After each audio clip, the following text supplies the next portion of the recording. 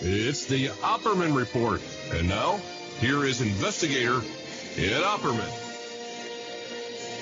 Okay, welcome to the Opperman Report. I'm your host, Private Investigator Ed Opperman. You could find me at Opperman Investigations and Digital Forensic Consulting, either through my website, emailrevealer.com, or you just get a hold of me. You can email me at oppermaninvestigations@gmail.com. Our guest today is Christian Cipollini. Now, he's a return guest. We had him on before when that whole big thing happened with Frank Cali from Staten Island, who got shot on his front doorstep by the QAnon. I guess you got to call him a nut. What can you call him? The QAnon nut. But Christian Cipollini, he's a longtime author. He's written many, many books. He just came out with a documentary film. I just watched it. It's really good. Dopeman, America's First Drug Cartel. And it gets into how the Italian organized crime, the mafia, really has a history of being America's first drug cartel. Mr. Christian Cipollini, are you there? I am, Ed. Thanks for having me on. No, man, thank you, man. I really, really enjoyed the film. Before we get into Dopeman, America's first drug cartel, tell us about yourself. Who is Christian Cipollini? Oh, wow. Yeah, right. In the third person, who is Christian Cipollini? Crime historian, writer, journalist, comic book creator, all kinds of things, because Christian Cipollini is ADHD and all over the place. So I'm always into something, but my niche, as I found later in life, was organized crime, the history of it, the relevancy, because, as they say, history always repeats itself, and it still does. Now, people can find you at guerrillaconvict.com. Then a lot of your work is getting published there. And on Instagram at Gangland Legend Part 2. It seems to me, I was just watching Dopeman, right? America's First Drug Cartel. And it seems like a lot of the talking heads you have on there are friends of yours. These are people you've known for a long time, right? Yes. Largely, most of the talking heads were colleagues, peers, good friends, and then we, spread the net to bring in some different voices and some new friends, some insight that's, a little outside even what we're familiar with. Yeah, there was at least one Fed on there, and we can't call him friends, right? Right, yeah, right. How'd you get in this mix with all these guys and become so friendly with all of them? When I started, I actually owe a lot to like Seth and Scott Bernstein and Scott Dietschy. These guys were already in the game and were extremely generous to me, helpful, bringing me along. And then others like Michael Maiata, met him later, Patrick Downey, all these people over the years. And you know what it was? The short answer, Ed, is social networking. Yeah. I mean, the advent of it started with Facebook, 12 years ago or whatever, when I met Seth. And, and he was still in prison, but we were on Facebook. But so that's how it is. It's like any relationships, they develop. And you scratch my back, I scratch yours. It really is like that. None of us do this alone. I'm a loner, but not really, because you can't do the research and produce something like this without, the help of others. Yeah, especially like a topic like organized crime, especially since it has that, well, you would think, the omerta, the code of silence, you're not supposed to talk about these things. When I was growing up as a kid, the party line was, there is no such thing as mafia. Yeah, now every one of these guys who demanded we say that as children, now they've all got their own podcasts. Right. It's a whole other world, man. How did you get your way in there? Through family, through friends? How'd you get in? I've said, some people already know, like, I grew up on the East Coast outside Pittsburgh, PA. My father was an undercover narcotics cop. Really? And Yeah, and it's weird because he tried to separate, work from us, but as kids, we picked up on things. And though he didn't deal with the mafia himself, he was more into the motorcycle clubs and things like that, whereas more of his work's focus. But he loved mafia history in the movies and things, and I picked up and gained this history love. And then later, I'm running around with a bunch of Italian guys or whatever in the neighborhood, and all their uncles have these storefronts, but they don't really sell anything. What do they do in there? So it was those kind of things was the embers that got the fire going that I just didn't even know was there. And as you get older and, hey, you meet your first former drug lord or whatever and get an interview, that's the shortened version of it all. But it was my interest, and eventually you make your way in. And remind the audience some of the books you've written, because you write about the real old-timers.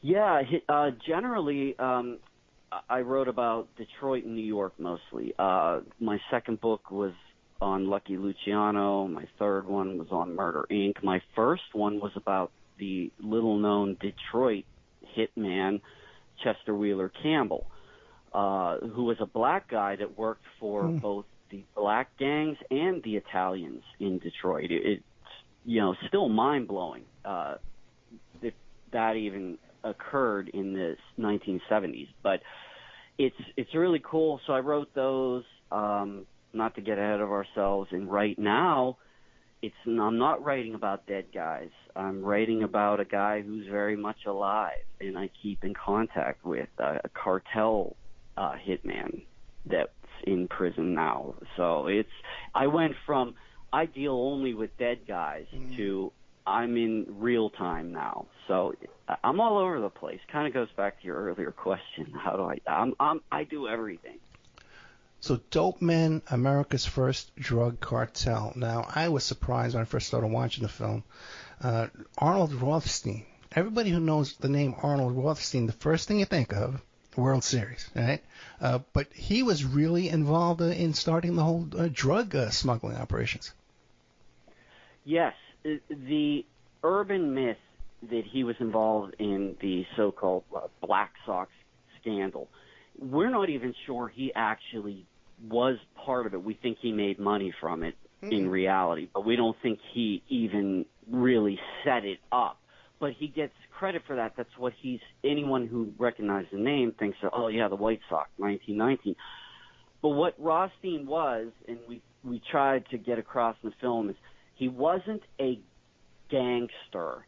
He was a venture capitalist, and he saw the potential of both legitimate and illicit business, and he also saw the potential of using these young immigrant Jewish and Italian kind of street thugs, honing them into, dare I say, gentlemen, and ultimately world-traveling drug peddlers.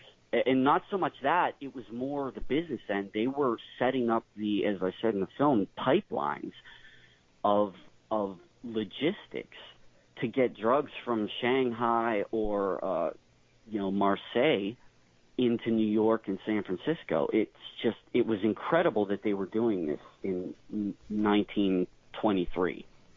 So if Rothstein kind of polished the image of organized crime, had him wear suits and haircuts and stuff, and look legitimate, do you think he also did that with his own reputation and promoted himself as this World Series fixer as part of his own lore, his own? That's an amazing question, Ed. If I was a betting man, I would say, oh, yeah. Yeah. He knew what was being attributed to him, and he also knew how to downplay what was too detrimental. But even that, sometimes, hey, look, we know even from politics, sometimes the worse you seem, people gravitate towards you, that you need to gravitate towards you. I think he used the good, the bad, and the ugly to his benefit, however each fit. If I was a betting man, I would say he absolutely knew and was methodical, because he was methodical in so many ways. Even in protecting himself with his own guys.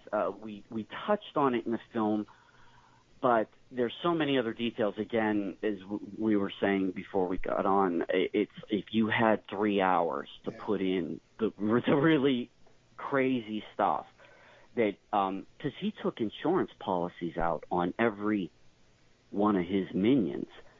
So, okay, yeah, that protects, he was very protective of them, but it was also protecting himself. Like, hey, if I lose this guy and this shipment or this deal, well, I'm holding a life insurance policy on Lucky Luciano or George Uffner or Jack Legs Diamond. Whoa! Now I always thought that the Walton family came up with that scheme up in Walmart when they would get the Keyman insurance on those 70-year-old greeters when you walk in. Yeah, right. But Rothstein started that. Incredible! I had no idea. Yes, Rothstein. Brilliant. Yeah, that's the first in my research that I had ever seen that. In fact, I remember the first time I ever found that, I was kind of taken aback. Like, oh, well, And in one way, it seems so sinister, yet it seems so business logical. Yeah. Does that make sense? It's like this duality. Okay, I get it. If he sent, well, for people who haven't seen the film, guys like Abe Stein or George Uffner to Shanghai, he would have a policy taken out on them and hold those policies. So not to give stuff away, but when Rothstein died, and those guys raided his offices, part of what they wanted were those insurance policies on themselves. And just think, we could all be shopping at Rothmart right now. Rather than Walmart. I know, you would think. You would think. Exactly. Okay, once again, Dopeman, America's First Drug Cartel. Now, people who are a fan of John Potash and drugs as weapons against us, this film has the same feel as the John Potash film.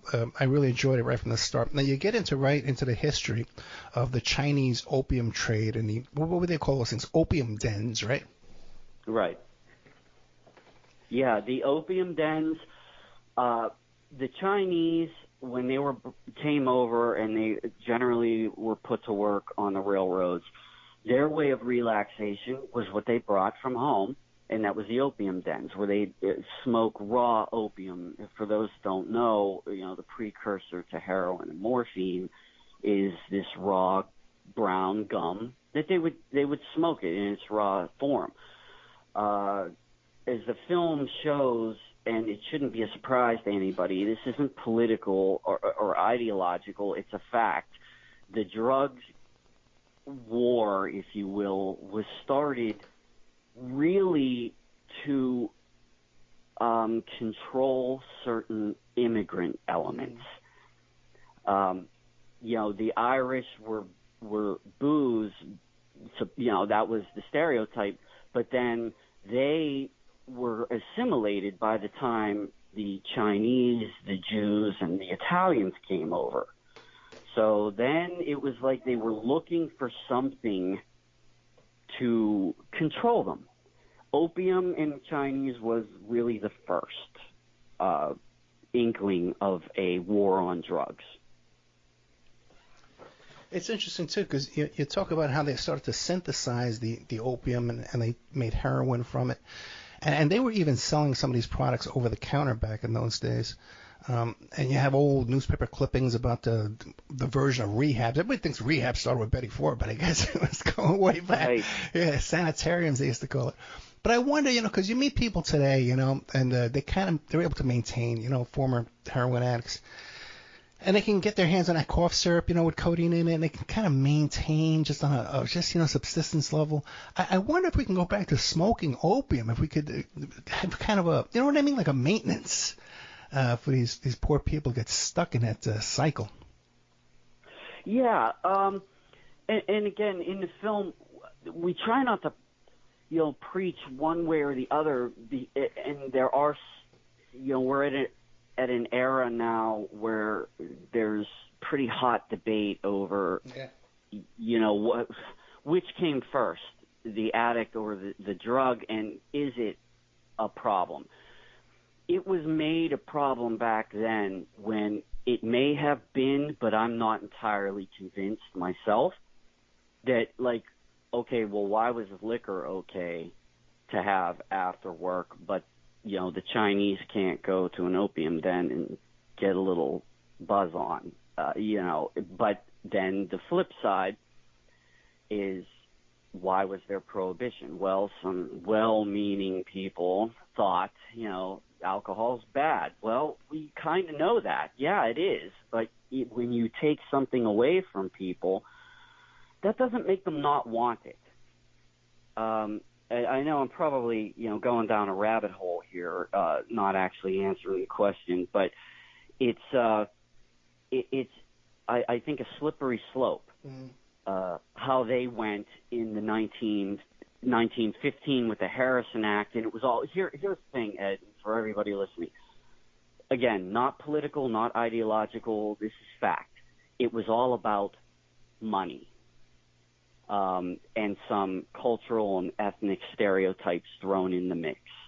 The government wasn't making any money from opium sales, and if they were, it wasn't enough, so they stamped, they applied taxes further, and then they just decided to make everything illegal, which creates, some people argue, the gangster element. I think the gangster element was there, but basically prohibition of drugs and alcohol gave them meaning and purpose to organize further, if that makes sense, because they got to provide the supply to the demand that was not going to go away by putting handcuffs on the situation.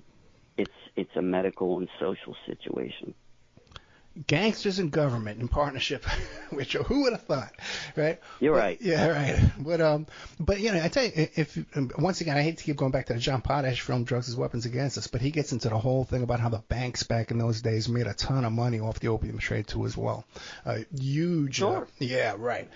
Now, you get into, in this film here, Dopeman, America's First Drug Cartel, about how these Italian organized crime fellows, big names, Capone, who was the other one? Lucky Luciano, the legends were all involved in this. Right. We try to dispel the myth of the Godfather scene. Yes, there are some mob bosses who, kind of look down upon the drug trade. And there's a reason why. Because drugs were always seen as kind of dirty compared to a lot of the other rackets. But this myth that still is perpetuated, I see it even on Facebook in groups, that, Mafia didn't deal drugs. Let me assure everyone, the Mafia was involved with drugs.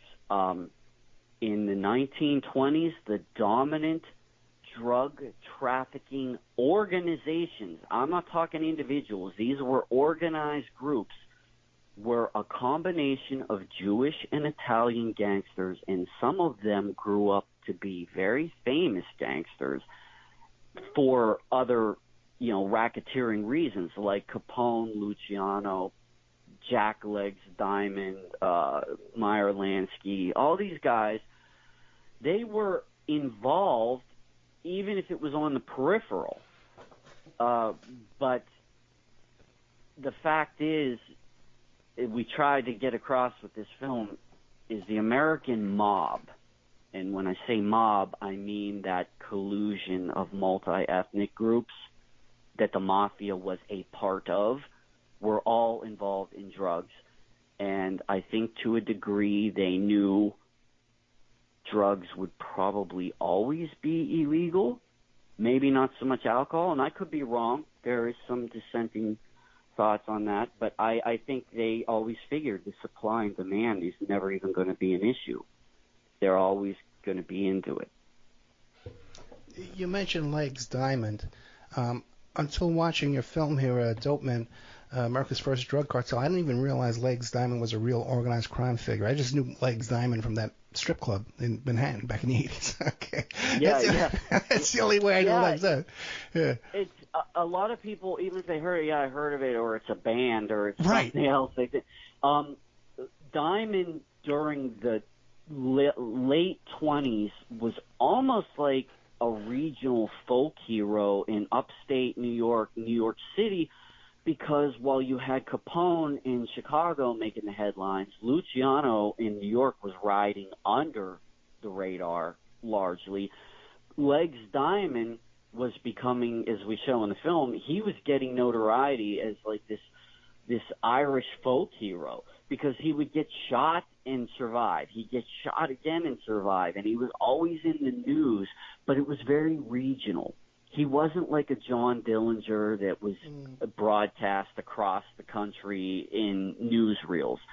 In Capone, he was, in headlines all around the world.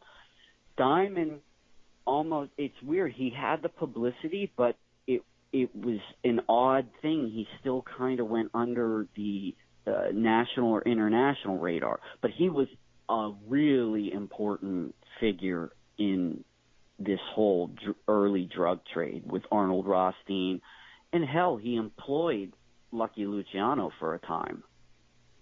Just fascinating. Now, which brings up another point, because when I was watching the film today, Dopeman, I noticed a lot of archival footage that I've never seen before. Now, you'd think we would have run out of this stuff by now, but I don't think I've ever seen any of the stuff you have in there before. What was the process you went through to find this stuff, locate it, and then get the rights to it? Oh, it is a process. Yeah. The behind the scenes is the blood, sweat, and tears of. We came up with this concept in 2016. I remember talking to Seth. We were at a convention. He's like, "Hey, what are you working on next?" I might work on a book, and I think I'm going to call it Dopeman, because no one really talks about this early period of the drug trade. So then it developed, okay, well, no, let's do a film. And years of then trying to locate in the National Archives and municipal archives hundreds, thousands, if you will, pages of old newspaper and microfilm.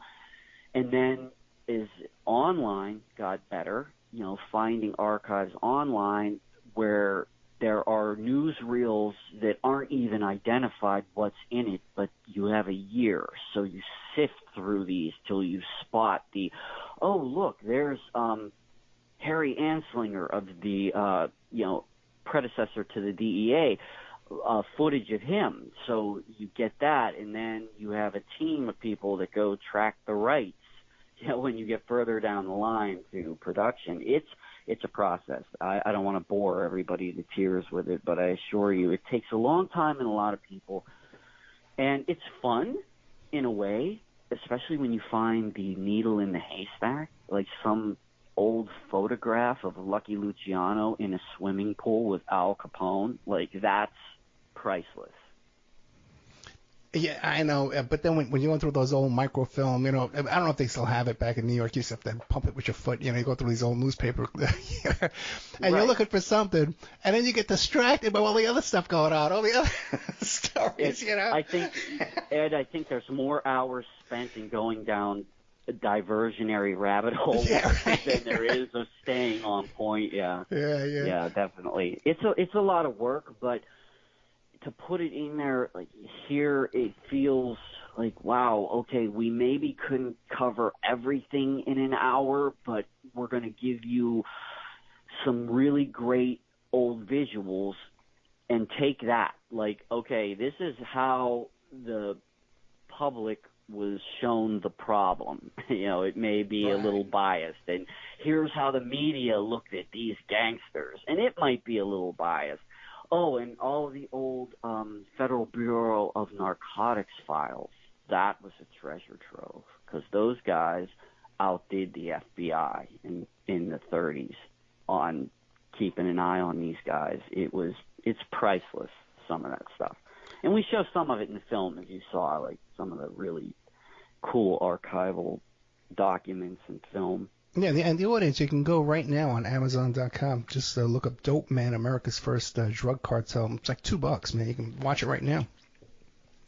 Now, you take us through the whole system here, how these guys were able to procure the drugs overseas and then ship them into the United States because they had control over everything, the unions at the airlines, the docks, and all that. Take us through the whole system, what they came up with.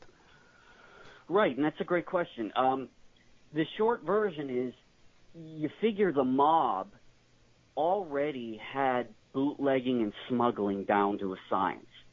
So when they really gravitated or grabbed a hold of the narcotics trade, they were already schooled in how to make the alliances, set up the pipelines, logistics, travel. Back then it would have been by ship, by train, and to a lesser extent by air. And what you would have a figure like Arnold Rothstein, who already has contacts, be it in Shanghai or Marseille or, wherever. And then he would send emissaries, if you will, under the guise of being traveling salesmen on ships to, say, Europe. Then they would take a train through Russia to Shanghai, set up the deal, and or ship drugs back in trunks, in pallets of machine parts, through Europe to brokers there who would then ship it to New York and or San Francisco. It was not that different than it is today, just different vehicles, if you will, or vessel to get it here.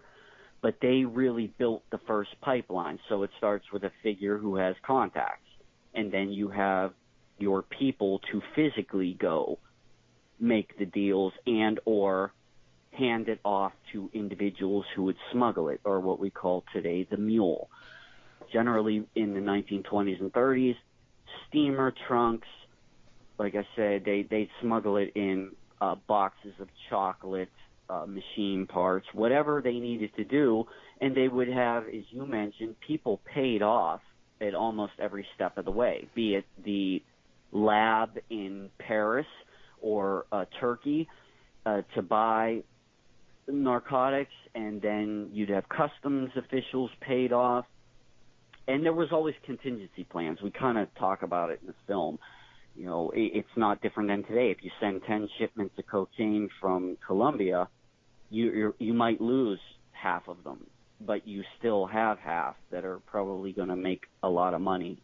Maybe not make up for it, but possibly.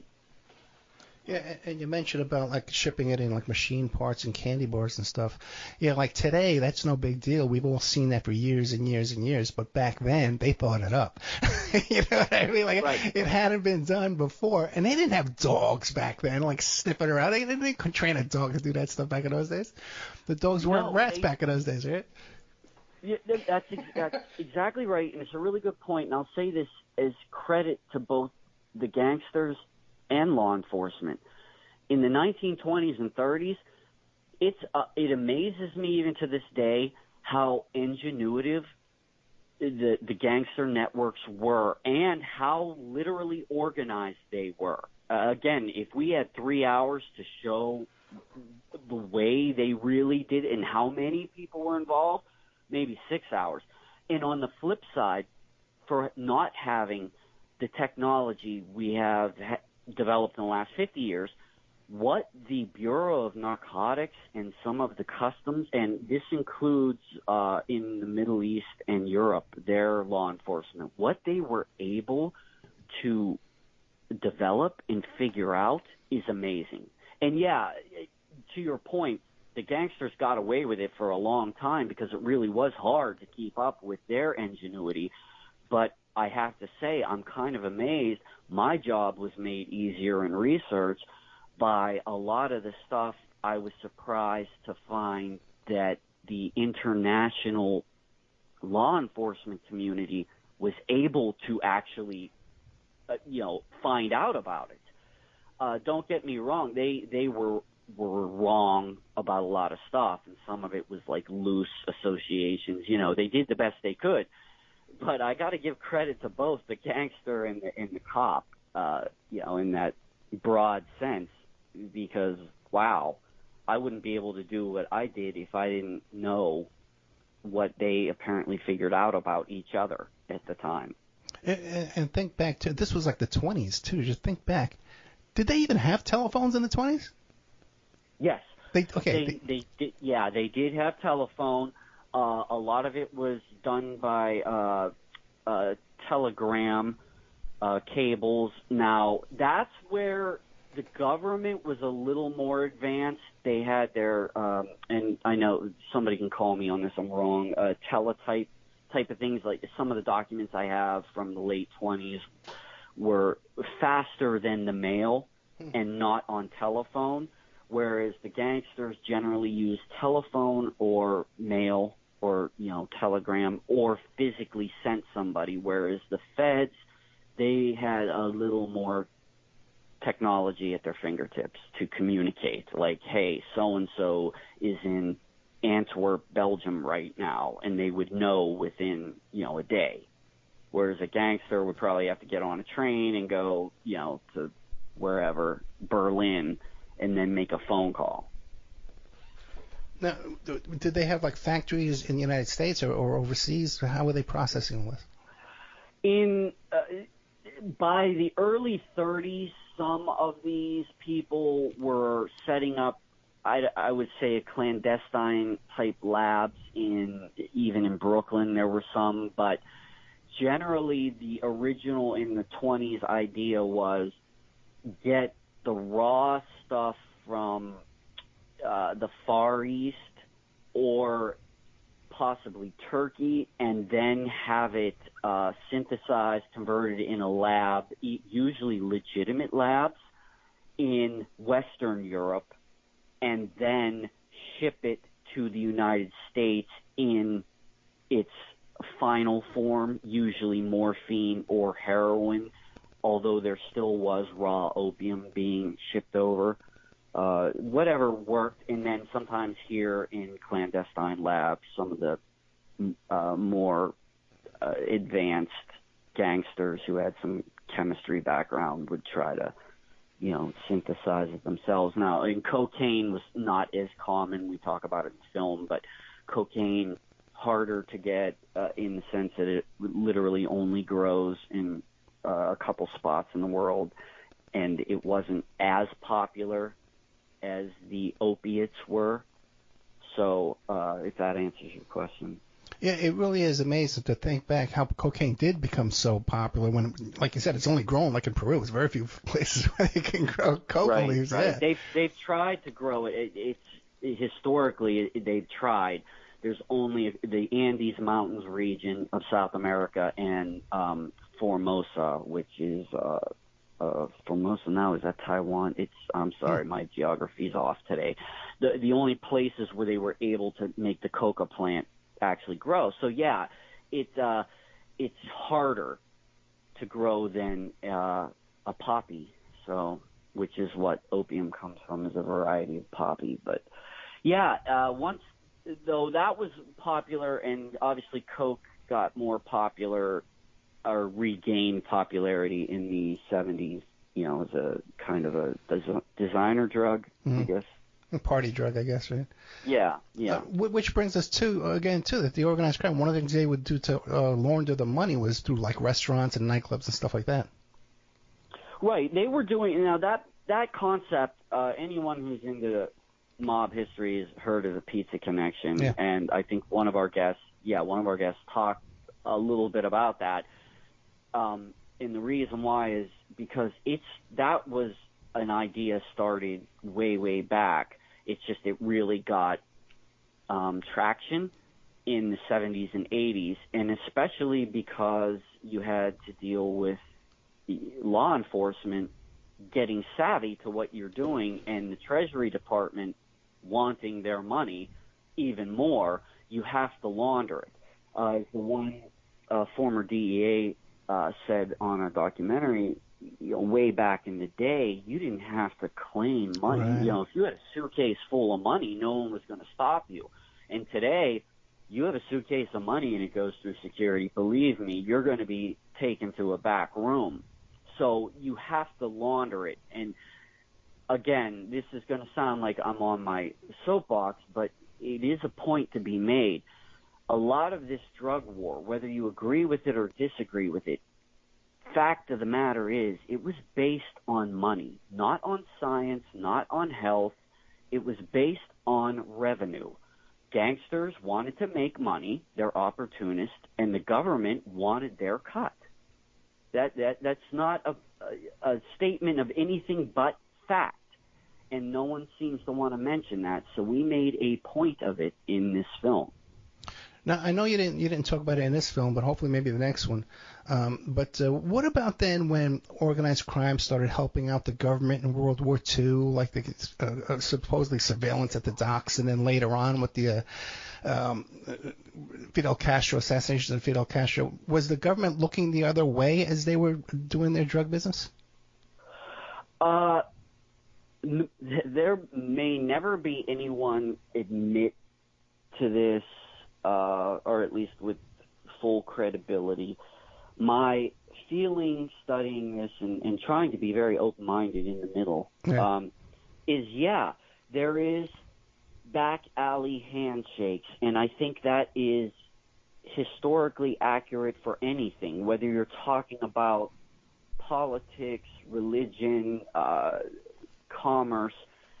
It's like the enemy of my, or how's that saying go? The enemy of my friend is the other way. The enemy of my enemy is my friend. Yeah. It's, Christian making friends with his enemies over here. We gotta watch out for him. Yeah, right. That's it. I can't even think of how the phrase is.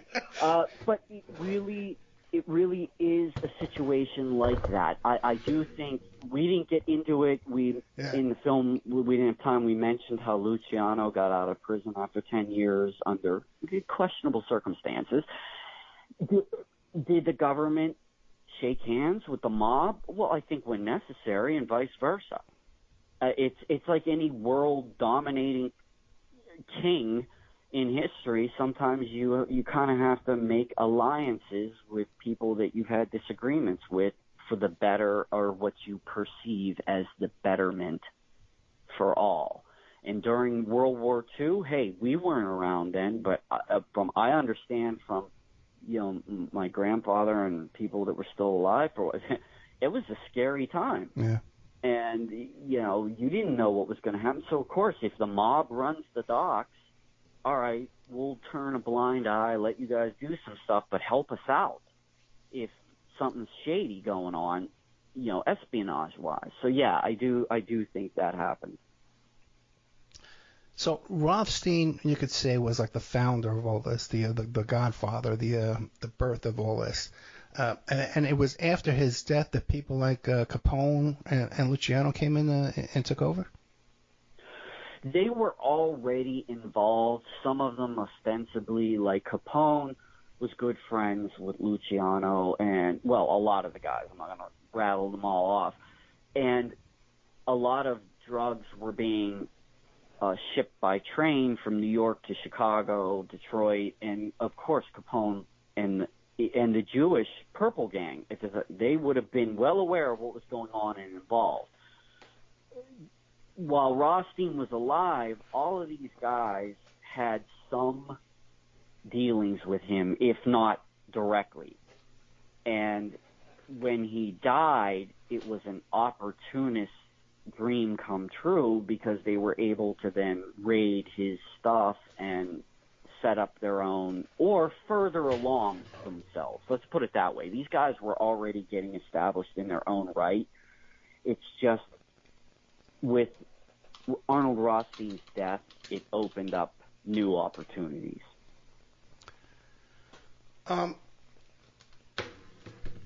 How is the film being received? Oh, first, before we get to that, let's start with this. Because the average person out there, they're going to say, I watched The Godfather. What's Christian Cipollini talking about? I watched The Godfather. The mafia, they're against heroin and drugs, the babanya, or the junk. They don't like it. Why, first of all, how has that perception withstood all this time? There is still a perception of that, as we briefly talked about. I still see it. But what I found in the last, 6-8 years, there are more people, and it started in the field of study, that started to see, oh, wait, that might not be entirely true that the mob didn't deal drugs. Wait, aren't there, lots of news stories that they did? So then you dig deeper and find out some of the public started accepting that. It's almost like the mob aficionados, which I was one way before I was a historian. And I thought, well, yeah, they didn't deal in drugs. That was some other group or something, And now I'm finding some people are, it is literally, they will say to me with their eyes wide open, like, wow, I didn't know that. And other people are like, yeah, I knew that. How come other people don't know it? And some are just like, no, not this family or not that family. So you get it all types. And I'm not out. It's like our purpose wasn't out there to just offend somebody's thoughts of history. It's no, really though. This is pretty fascinating stuff, and I don't think it's anything shame. It's the drug war is turned into a nightmare, and I'm not so sure it needed to be. And guess what? It started way before the creation of the DEA. That was our only point. It's a commodity, and it's an illicit one, but it raises the question, should it be? And if it should be, have we handled it the right way? That's and guess what? Your favorite mobsters were probably involved. So yeah, there is a little element of that. It's like, hey, I got the wake-up call. It's fun, but it's probably going to irritate some people, I guess. Yeah, even in popular movies before The Godfather, and some of those old series, Desi Arnaz used to have, with those old series with the, Right. Right, you know what I'm talking about. And they would have the syndicate. The syndicate was involved in bringing in heroin, but then again, it would be like these Chinese syndicates. Right. It was crazy stuff. Yeah. The Italian, and back to your original question, I was relieved to know that a lot of people of different ethnicities were open to, oh yeah, this is true, or it could be, and yeah, we kind of knew that. It wasn't just the Chinese. It's like back then, what our film shows is, certain elements of the government, not the entire government, wanted to point their finger and say, oh, it's this group, it's that group. No, it was all of them. But yes, the Jewish and Italian were really the first to develop an organized evolution of drug trafficking logistics. So nobody, people, it wasn't the Jews and the Italians. Yes, it was. Yeah. I'm saying it as someone who's got a little of both in me. They were the ones that did it. Well, then how is the movie being? Well, I guess it just came out, Dopeman, America's First Drug Cartel. But on those message boards, or the true crime message boards, people are obsessed with this kind of stuff. How is the film being received? Well, it truly is humbling that a lot of the messages that I've seen and have received so far were beyond what I expected in good. It is early. It just went live, 2 days ago. Oh, really? Even okay. Amazon doesn't show reviews or ratings for 3 days after, which I just found that out, that they don't even post them live till a few days after people submit them. But on social media, I, again, really humbled, totally grateful that people like it or have learned something. I think probably the best compliments I've got is someone saying, yeah, I didn't know this. And even you, Ed, when you say, I haven't seen some of that. Oh, no, yeah, it's all new. It's all fresh. the archival yeah, stuff. and that's what we wanted to try to do too. I know there's an over inundation with this, but we wanted to give a fresh take and let people take away from it, I don't know, maybe a little bit of knowledge and maybe, shape their opinion for themselves over the situation. Now, what about the other myth? Okay, and you always hear about the big myth, the organized crime. They never deal drugs, but the other one was they never harm civilians. They would never hurt a civilian. And the whole situation with Tommy Uva, okay, and his girlfriend there, okay, and if there's been like 4 movies about those two, where they try and come up with this whole thing about how she was involved just as much as him, and all. So there's a lot of effort has been made to portray that other myth. Any concerns that maybe now there's going to be a bunch of movies come out saying that Christian Cipollini got it all wrong? Oh, yeah, it could be. That's always a risk with all. Yeah, we're always like, look, there's always going to be. I think we live in a time now that is so digitized and and we're so divided in so many other ways that there's always going to be somebody. And the thing I look at it is with a project like this, the idea is to open the door for other people, myself included, to research and find out more of, the truth of history and how we can maybe make it better. Will there be detractors? Of course, or somebody say, making it like glorifying these guys, or they could say, oh no, you're saying it's all bad and it's just bad people. No, I hope that's not what they get, or say I got it all wrong. Well, there's always going to be a few that say you got it wrong. Yeah. Right. Yeah. And don't get me wrong, here's something more people should admit. I have been wrong, even in some of my books, or missed something.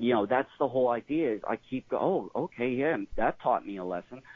So there's a reality to that nothing's perfect or right. It's just you gotta start and open the door to explore it more. So. Okay, well, before we forget, we're talking to Christian Cipollini. The movie is Dopeman, America's First Drug Cartel. Once again, you can find him on Twitter, on Instagram at Gangland Legend Part 2, and he's on GorillaConvict.com, so you can find his material there as well. Toward the end of the film, of Dopeman, you get into this whole thing about how marijuana has now been legalized. What is the end game? What kind of conclusions does your film make about how to deal with all this? Law enforcement can't deal with this situation. No, it's a really great question, Ed. I'll say this. We brought in some interesting voices into the film, and they give somewhat opposing, but both raise the question, what do you do? We know, and it's what we try to show in the film, you can't argue this. It probably shouldn't have been addressed with handcuffs in the first place. And we know a lot of it wasn't, and I'm quoting one of our great guests that was in this, when she said it was never based on science or medicine. It was based on ethnicity at first, and then it was just beholden as this horrible scourge. Could it be? Sure. But so with alcohol, we saw what happened, though, when you took alcohol away. What's the end game? I don't know, because we're 100 years into this, and we never started on the right foot. And now so much money is involved from the government and from the gangsters with drugs. People want them. What do you do? I'm not saying I have the answer, but to an extent, we didn't do it right at the get-go. I don't know what we do now, and I hope this film makes people talk about it. Yeah, really. Okay. Just think, what we're gonna. The whole DEA is going to be unemployed, they're employing a few people. Yeah. Right, you can't do that, and I'm not out against the DEA or it's not that. But is one making the other worse? Problem? Yeah. And I think it's a fair question. Like, what are you attacking here? Are you attacking the person on the street who's trying to get their prescription, or are you attacking the drug lord? And either way, what are you creating another problem? If you take out El Chapo, did you create a vacuum that's going to be a worse problem? And if you take away the painkillers from, the businessman, is he going to be on the street getting fentanyl now? Like, what? I'm not sure I have the answer. I just think they did it wrong from day one in 1915 when they put the Harrison Act. And I still think, to what you were saying about the money, it's all about money. So until we all admit that and address the issue, it's about money for both sides. Oh, yeah, and you just mentioned in passing about a prescription, which is also controlled by DEA and stuff. You can go to one pharmacy with GoodRx, and your prescription is $400. You go to another one, it's $14, right? But you can't change pharmacies if you've already had it filled at the other one, because it's a controlled substance. You can't change. It's just, it's insane. It's the nightmare. And that's my personal criticism. Is like, whoa. Maybe not get involved in daily life, or because you're not stopping the drug lord, you're making him bigger. This is my outside watching opinion. If you're going to do that, people are going to find a way to make their lives easier, and that's going to involve some nefarious things. So the short answer, over-regulation by legal these executive branches, I don't think is solving the problem. I really don't. It didn't in the 1920s and 30s. So there's my soapbox. And but again, I hope the film lets people decide, because I know, like, if my dad was still alive, we'd have a pretty spirited debate because he really believed what he was doing was making a difference. I do, but he was pretty open-minded. I don't know how he would be, but I wonder what he would say. They legalized marijuana, but there's still guys doing 25 years for marijuana. Right? At the same time, it's legal. Right? It's just crazy. But we've been talking to Christian Cipollini. Hey, Christian, thank you so much, man. I really enjoyed this. We got to have you back more often. Yeah, me too. I love coming on. Thank you. No, thank you, man. Great. You asked some really great questions. Well, Dopeman. I do. Yeah, go ahead. Dopeman, America's First Drug Cartel. You can go right on Amazon right now and watch Christian Cipollini. Again, Instagram is Gangland Legend Part 2 and GorillaConvict.com. What did you want to leave us with? I just want to say that anyone who checks it out, love it or hate it, let us know. Let us know. And we hope it opens the doors for more conversation. I appreciate you having me on here to even talk about it. No, thanks again. I really enjoyed it. Thank you so much. Christian Cipollini, good night. See you later. Thanks, Ed. Bye.